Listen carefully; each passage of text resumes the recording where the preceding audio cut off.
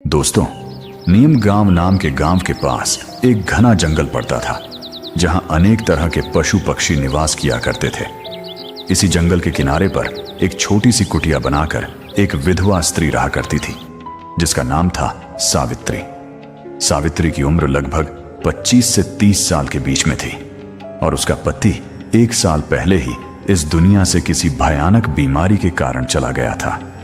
सावित्री के पास अब कोई सहारा नहीं था। वह जंगल से लकड़ियां इकट्ठा करती और गांव में कुछ सिलाई बुनाई का काम करके अपने जीवन को किसी तरह से जीती थी। वह सुंदर थी, लेकिन उसकी आंखों में एक गहरा दुख रहता था क्योंकि गांव के लोग उसकी सुंदरता के पीछे उसके अकेलेपन का उपहास करते थे। पर सावित्री ने कभी किसी की बात का बुरा नहीं माना। उसके लिए अब जीवन का अर्थ बस रोज की आवश्यकताओं को पूरा करना और किसी तरह से दिन काटना ही रह गया था। एक दिन सावित्री जंगल में लकड़ियां इकट्ठा कर रही थी कि तभी पास के पेड़ से एक बड़ा सा बंदर नीचे उतरा और उसके सामने आकर बैठ गया।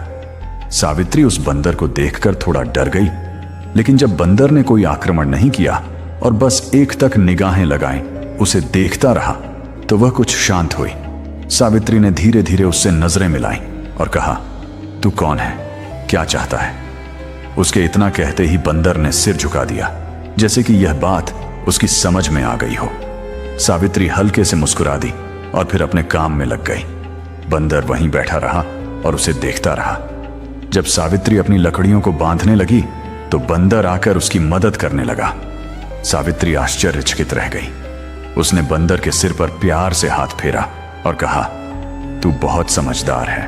उस दिन के बाद से नित्य वह बंदर सावित्री के पास आता।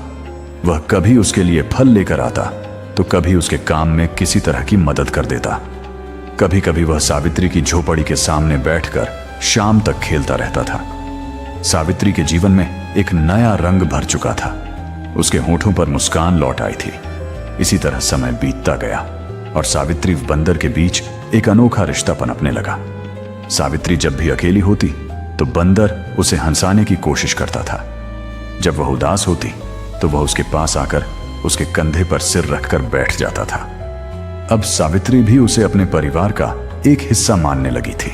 एक रात सावित्री अपनी झोपड़ी के बाहर बैठी थी। चांदनी रात का वह आनंद ले रही थी कि तभी उसने देखा बंदर पास ही एक पेड़ की डाली पर बैठा उसे देख रहा था।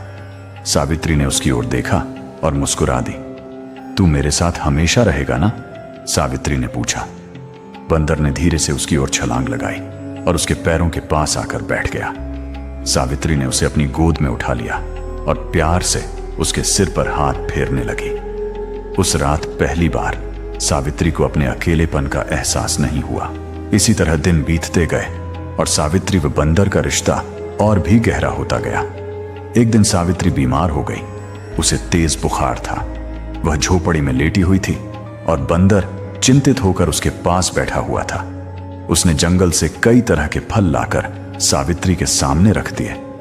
सावित्री ने मुश्किल से आंखें खोली और धीमे स्वर में कहा, तू मेरी इतनी चिंता क्यों करता है? बंदर ने उसकी आंखों में देखा। उसकी निगाहों में एक गहरी आत्मीयता थी, एक ऐसा प्यार जो शब्दों से परे था। सावित्री ने धीरे से उस बंदर का हाथ थामा और सो गई। बंदर रात भर उसके पास बैठा रहा। कुछ दिनों बाद सावित्री पूरी तरह स्वस्थ हो गई। अब वह बंदर के बिना एक पल भी नहीं रह सकती थी। दोनों एक दूसरे की आदत बन चुके थे। सावित्री के मन में यह भावना पूरी तरह से घर कर चुकी थी कि यह बंदर कोई साधारण प्राणी नहीं है। उसमें एक आत्मीय स्पर्श था, जैसे कोई पुरानी आत्मा उसके जीवन का हिस्सा बनकर लौटी हो। एक रात की बात है। मूसलाधार बारिश हो रही थी। सावित्री झोपड़ी में बैठी थी और बंदर उसके पास आकर बैठ गया। बिजली की चमक में सावित्री ने देखा कि बंदर की आंखें गहरी और चमकदार हो गई थीं। सावित्री ने उसके सिर पर हाथ फेरा और कहा, क्या तू हमेशा मेरे साथ रहेगा? बंदर ने धीरे से उसकी गोद में सिर रख दिया। सावित्री की आंखों से आंसू बह निकले। उसे महसूस हुआ कि उसके जीवन में जो स्थान अभी तक खाली था वह अब भर चुका है। उस रात उसने बंदर को सीने से लगा लिया और पहली बार उसे एक अजीब सी आत्मीयता का एहसास हुआ, ऐसा जैसे वह किसी अपने को वर्षों बाद पा गई हो। इसी तरह समय बीतता रहा, लेकिन अब सावित्री को अपने शरीर में एक अजीब परिवर्तन महसूस होने लगा। उसे मछली आने लगी, उसकी भूख बढ़ गई और धीरे धीरे उसका शरीर भी बदलने लगा। चिंतित होकर वह गांव की दाई के पास गई। दाई ने जांच करने के बाद कहा, सावित्री, तू गर्भवती है। यह सुनकर सावित्री आश्चर्यचकित रह गई। उसने दाई से कहा, यह कैसे संभव है? मेरा तो कोई पति नहीं है। दाई ने उसकी आंखों में देखा और शांत स्वर में कहा, पर यह सत्य है बेटी। सावित्री उलझन में पड़ चुकी थी। वह लौटते हुए सोचने लगी, क्या यह संभव है? उसे वह रात याद आई जब उसने बंदर को अपने पास सुलाया था और उसके मन में एक विचित्र शांति, एक गहन आत्मीयता का एहसास हुआ था। क्या यह संभव है कि बंदर ही उसकी कोख का कारण हो? यह सोचकर वह डर गई और उलझन में पड़ गई। अब सावित्री हर दिन बंदर को देखती, लेकिन उसके मन में भय और संकोच का भाव घर कर चुका था। बंदर पहले की तरह ही उसके आसपास घूमता, उसकी मदद करता, कभी फल लाता, कभी लकड़ियां इकट्ठा करता। पर सावित्री के मन में अब कई प्रश्न मंडराने लगे थे। क्या यह प्रेम था, या कोई चमत्कार, या फिर कोई अभिशाप? क्या वह बंदर वास्तव में एक साधारण प्राणी था, या कोई देवता था, या कोई शापित आत्मा? सावित्री इन प्रश्नों से घिरी हुई थी, लेकिन उसके पास इनका कोई उत्तर नहीं था। अब वह गहरे द्वंद्व में उलझ चुकी थी। गर्भ ठहरना कोई साधारण बात नहीं थी। धीरे धीरे यह बात गांव में फैलने लगी कि सावित्री गर्भवती है। गांव की औरतें और मर्द उसके बारे में तरह तरह की बातें करने लगे। एक विधवा के पेट में बच्चा, यह कैसे हो सकता है? जरूर यह कोई पाप है। कहीं जंगल का कोई राक्षस तो इसके सपनों में नहीं आता। सावित्री इन बातों से परेशान थी। वह जानती थी कि उसने किसी पुरुष के साथ कोई संबंध नहीं बनाया था, फिर भी यह गर्भ, यह कैसे संभव था? उसे बार बार वही रात याद आती थी जब मूसलाधार बरसात के बीच उसने बंदर को अपनी गोद में सुलाया था। उसके बाद ही उसके शरीर में यह बदलाव शुरू हुए थे।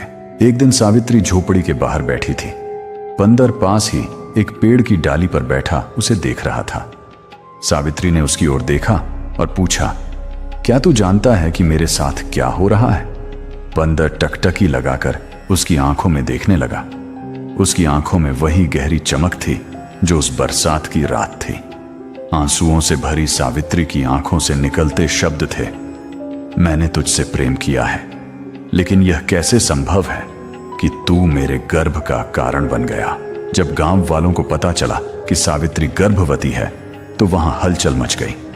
गांव की पंचायत ने सावित्री को बुलाया। गांव के मुखिया ने बड़े कड़े स्वर में पूछा, सावित्री, सच सच बता, तेरे गर्भ का पिता कौन है? सावित्री सिर झुकाकर खड़ी रही। कुछ क्षणों के बाद उसने धीमे स्वर में कहा, मुझे नहीं पता। पंचायत के लोग बोले, तू झूठ बोल रही है, बिना किसी के संयोग से गर्भ कैसे ठहर सकता है? कुछ औरतों ने कहा, जरूर इसका किसी के साथ गुप्त संबंध रहा होगा।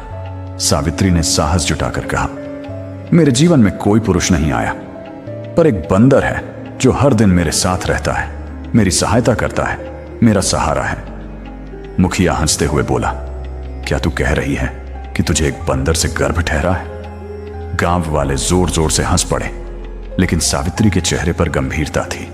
उसने कहा, मैंने कभी किसी से कोई संबंध नहीं बनाया। मैं भी नहीं जानती कि यह कैसे हुआ, लेकिन यह सच है कि जब से बंदर मेरी झोपड़ी में आया है तभी से मेरा जीवन बदल गया है। गांव के लोगों ने यह सुनकर सावित्री को अकुनी और कलंकित मान लिया। गांव की औरतों ने उससे बात करना बंद कर दिया। बच्चे अब उसकी झोपड़ी के पास खेलने भी नहीं आते थे। सावित्री अब पूरी तरह अकेली पड़ चुकी थी। सारे लोग उससे रिश्ता तोड़ चुके थे। उसके मन में अब केवल एक डर था, कैसे वह इस दुनिया में अपने बच्चे के साथ जिएगी। उसने एक छोटी सी झोपड़ी बना ली थी, लेकिन डर उसे रोज रात को जगाए रखता था। वह जागती रहती, अपने पेट पर हाथ फेरती और महसूस करती कि उसके गर्भ में पल रही संतान की हरकतें बढ़ रही हैं। फिर भी उसका मन असमंजस में था, बेचैन था। एक दिन वह अकेली झोपड़ी में थी, तभी वही बंदर आया। धीरे से उसके सामने घुटनों पर सिर रख दिया। सावित्री ने उसकी आंखों में देखा और पूछा, क्या तू मुझसे कुछ छिपा रहा है? बंदर ने उसकी आंखों में गहरी नजर डाली। अचानक उसकी आंखों से आंसू टपक पड़े। सावित्री चौंक उठी। तू रो रहा है? बंदर ने धीरे से उसका हाथ पकड़ लिया। सावित्री ने महसूस किया कि इस मूक प्राणी में भी एक गहरी आत्मीयता छिपी है, पर इससे पहले कि वह कुछ और समझ पाती, बंदर अचानक उठ खड़ा हुआ और जंगल की ओर चल पड़ा। सावित्री ने आवाज लगाई, कहां जा रहा है? रुक! लेकिन बंदर ने पलट कर तक नहीं देखा। सावित्री आश्चर्यचकित होकर वहीं बैठ गई। अगले दिन गांव में एक सिद्ध महात्मा आए। लोगों ने महात्मा जी को सावित्री की स्थिति के बारे में बताया। महात्मा ने सावित्री को अपने पास बुलाया। महात्मा जी ने उसकी ओर देखा और कहा, तेरे गर्भ में जो संतान पल रही है वह कोई साधारण बच्चा नहीं है। यह किसी विशेष आत्मा का परिणाम है। क्या तुझसे कोई पशु जुड़ा है? सावित्री ने सिर झुकाकर धीरे धीरे कहा, हाँ, एक बंदर मेरे जीवन में आया था। वह मेरी देखभाल करता था, लेकिन अब वह चला गया है। संत ने गहरी सांस लेते हुए कहा, यह कोई साधारण बंदर नहीं था, यह एक दिव्य आत्मा थी। किसी अर्षि के श्राप के कारण उसे बंदर का रूप मिला था, पर जब उसने तुझसे प्रेम का अनुभव किया तो उसका श्राप टूट गया। सावित्री विस्मय से साधु महाराज की ओर देखने लगी। क्या यह संतान सच में दिव्य है? साधु महाराज ने गंभीर स्वर में कहा, हाँ, यह संतान मनुष्य और पशु के प्रेम की संतान है, लेकिन इस संतान के जन्म के साथ ही एक बड़ा संकट भी आएगा। यह संतान अपने अस्तित्व के लिए कठोर संघर्ष करेगी। सावित्री ने भय से कांपते हुए पूछा, यह कैसा संकट है महात्मा जी? साधु ने उत्तर दिया, यह संतान विशेष शक्तियों से संपन्न होगी, पर उसे पाने के लिए अंधकार की शक्तियां भी सक्रिय हो जाएंगी। तुझे अपनी संतान की रक्षा के लिए हर संभव प्रयास करना होगा। सावित्री की आंखों में डर और आशंका साफ झलक रही थी। उसने पूछा, लेकिन वह बंदर कहां गया? साधु महाराज ने कहा, वह अब अपने वास्तविक स्वरूप में लौट चुका है। उसने देवत्व को प्राप्त कर लिया है, पर जब संकट आएगा वह अवश्य लौटेगा और तुझे सहायता करेगा। इस तरह धीरे धीरे समय बीतता गया। सावित्री के गर्भ का आकार बढ़ता गया, लेकिन गांव वाले अब भी उसे संदेह की दृष्टि से देखते थे। लेकिन सावित्री के मन में अब एक नई शक्ति आ चुकी थी। उसे पूरा विश्वास था कि वह अपने बच्चे की रक्षा कर सकेगी। एक दिन सावित्री जंगल में लकड़ियां इकट्ठा करने गई। तभी अचानक घने पेड़ों के बीच से एक डरावनी आवाज आई। सावित्री ने देखा कि सामने एक विशाल काला नाग फन फैलाए हुए खड़ा था। डरते हुए सावित्री पीछे हटना चाही, लेकिन नाग उसकी ओर बढ़ने लगा। घबराकर उसने अपनी आंखें बंद कर लीं। तभी अचानक हवा में हलचल हुई। जब सावित्री ने आंखें खोली तो देखा कि सामने वही बंदर खड़ा था, लेकिन इस बार उसकी आंखों में तेज चमक थी। वह काले नाग की ओर उछला और जोर से धक्का दिया। नाग ने फुफकार मारी और अंधकार में गायब हो गया। सावित्री कांपती हुई बंदर की ओर देख रही थी। बंदर ने उसकी आंखों में देखा कि वही आत्मीयता झलक रही थी, लेकिन इससे पहले कि सावित्री कुछ कह पाती, बंदर फिर से जंगल की ओर भाग गया। सावित्री अब समझ चुकी थी कि उसका गर्भ कोई साधारण संतान नहीं था, बल्कि वह एक दिव्य शक्ति का प्रतीक था जो उसके गर्भ में पल रही थी। बंदर का अचानक प्रकट होना और नाग से उसकी रक्षा करना इस बात का प्रमाण था कि कुछ बड़ा घटित होने वाला था। फिर भी सावित्री के मन में संशय था। क्या वह बंदर सचमुच एक दिव्य आत्मा था? अगर वह किसी अर्षि का अवतार था तो वह मुझसे दूर क्यों चला गया? और वह नाग, वह कौन था?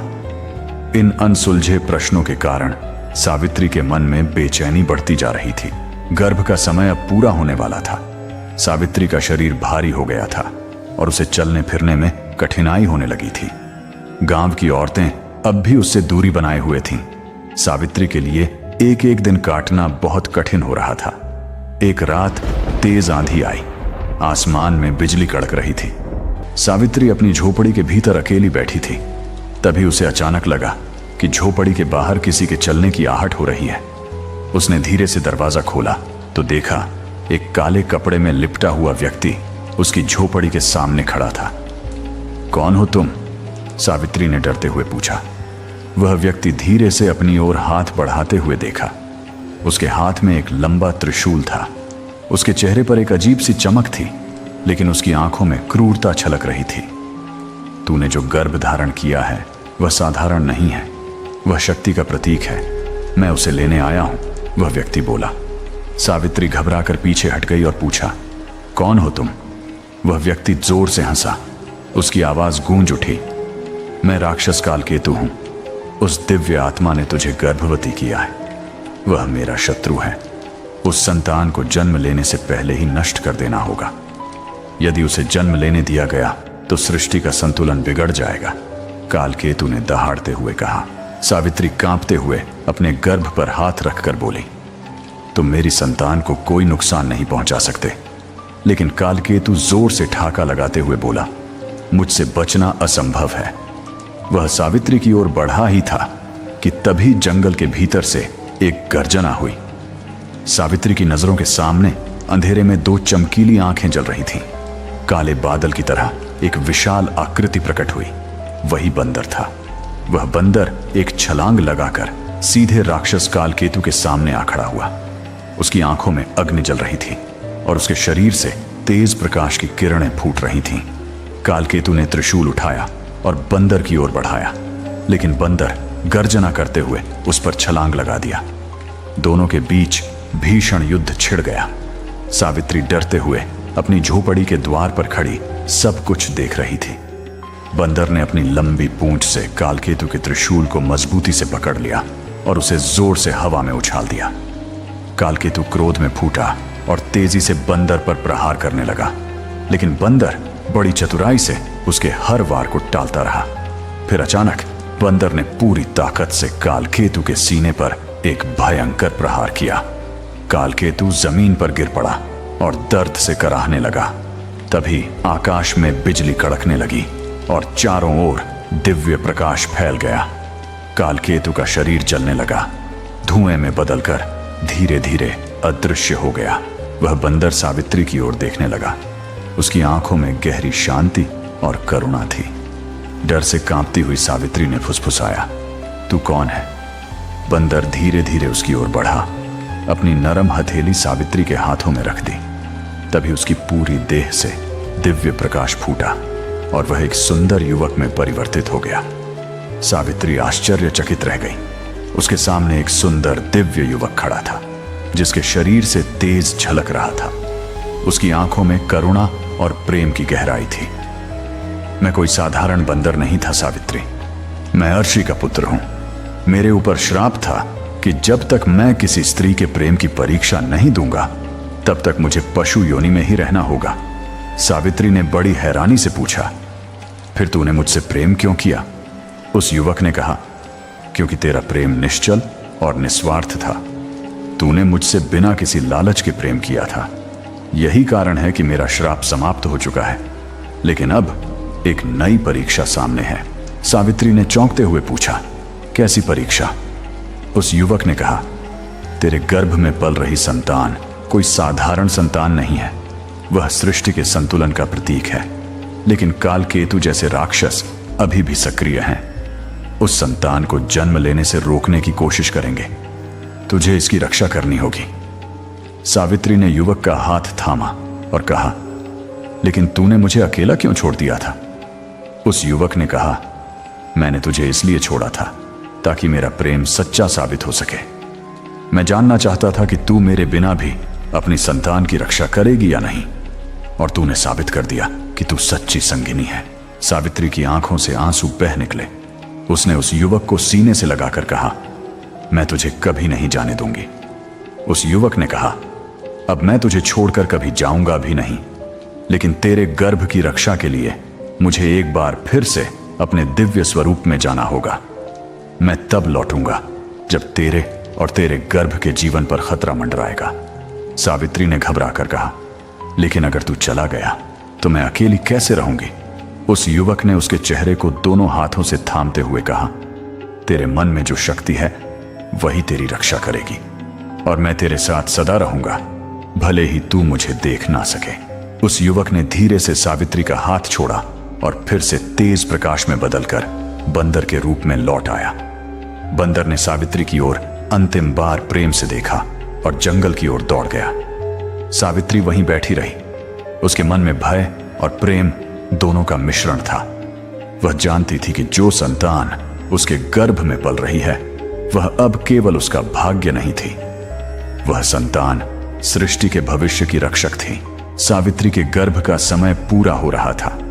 उसके शरीर में हलचल बढ़ने लगी थी। गांव के लोग अब भी उसे शंका की दृष्टि से देख रहे थे, लेकिन सावित्री के मन में अब किसी प्रकार का संशय नहीं था। कोई डर नहीं था, कोई भय नहीं था। उसे पूरा विश्वास था कि उसकी संतान का जन्म एक दिव्य उद्देश्य के लिए हो रहा है। सुबह होते ही गांव में अजीब सी हलचल मच गई।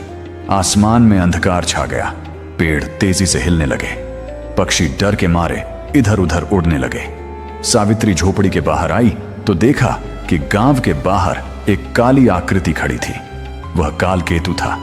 उसकी लाल आंखों में क्रोध की ज्वाला जल रही थी। उसने गरजते हुए कहा, मैं वापस आ गया हूं। तेरे गर्भ की संतान को मैं जन्म नहीं लेने दूंगा। सावित्री ने बड़ी ही साहस से कहा, तू मेरी संतान को छू भी नहीं सकता। कालकेतु ने जोर से हंसते हुए ठाका लगाया और कहा, तू अकेली क्या कर सकती है? मैं स्वयं अंधकार का स्वामी हूं। तेरा अंत निश्चित है। सावित्री ने अपने गर्भ पर हाथ रखा और कहा, मेरे गर्भ की रक्षा स्वयं ईश्वर कर रहे हैं। तू चाहे जितना प्रयास कर ले, मेरी संतान को तू नुकसान नहीं पहुंचा सकता। उस राक्षस कालकेतु ने त्रिशूल उठाया और सावित्री की ओर उछाल दिया। सावित्री ने आंखें बंद कर लीं। तभी अचानक हवा में एक गर्जना हुई।